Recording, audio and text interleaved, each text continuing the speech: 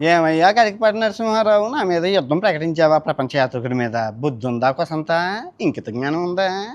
కాదు, నువ్వు యుద్ధం ప్రకటించడం, మన పండిత పుత్రులు పిండం పెట్టేస్తున్నారయ్యా. అసలు నీకు నా జన్మరహస్యం ఏంటో తెలుసు. నేను ఎవరిని అనుకుంటున్నావు?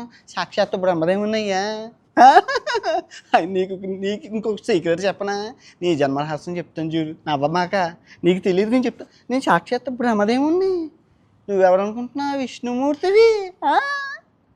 మరి బ్రహ్మదేవుడు విష్ణువు ఉన్నప్పుడు శివుడు ఏమయ్యా అంటే, మా గురువు గారు చాగంటి కోటేశ్వర గారే శివుడు. మన ముగ్గురం బెస్ట్ ఫ్రెండ్స్. మన ముగ్గురం కారణ జన్మలు. ఈ భూమి మీద అవతరించి తెలుగు వాళ్ళని ఉద్ధరించడానికి, భారతదేశాన్ని సంస్కృతి సాంప్రదాయాలు కాపాడడానికి పుట్టాం. కాకపోతే మీ ఇద్దరు ఉద్ధరిస్తున్నారు, నేను తలరాతలు రాస్తున్నాను అంతే. ఈ విషయం నాకు ఎప్పుడు తెలిసిందంటావా? సింహాచలంలో టైగర్ గారు అని ఉండేవాడు, ఆయన చెప్పారు ఇదంతా. ఏం చెప్తాం, కల్లో కనబడి రాత్రి చెప్పారు. అన్వేషణ, నువ్వు జన్మరహస్యం చెప్పాల్సిన సమయం ఆసన్నం అయిపోయింది. ప్రళయం ముంచుకొస్తుంది, బతుకుండగానే మనిషికి పిండం పెట్టేస్తున్నారంటే అది అది సంభవం కాదు అని చెప్పి రాత్రి టైగర్ అనేసి సింహాచలంలో పెద్ద ఆయన ఉండేవాడు.